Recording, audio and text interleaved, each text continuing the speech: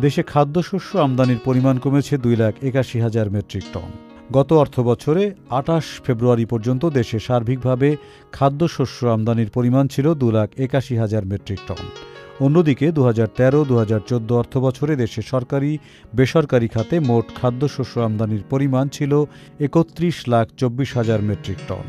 এর মধ্যে চাল 3,74,000 মেট্রিক টন আর 27,50,000 মেট্রিক টন গম। সরকারের কৃষি মন্ত্রণালয় বলছে, কৃষি খাতে বৈপ্লবিক পরিবর্তন এসেছে। বাংলাদেশ এখন চাল আমদানি করে না। আগামীতে খাদ্যশস্য আমদানির পরিমাণ আরও কমবে। ইসলামী ব্যাংক, সুখবর প্রতিদিন।